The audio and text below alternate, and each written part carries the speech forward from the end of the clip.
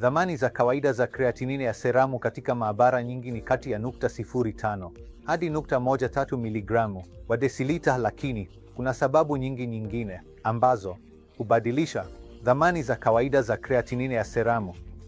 Kwa kweli, thamani ya kreatinini ya seramu inaweza kutegemea mambo mengine mengi kama vile umri, jinsia ya mtu, lishe anayokula mtu, muundo wa mwili wa mtu na uzito wa mtu.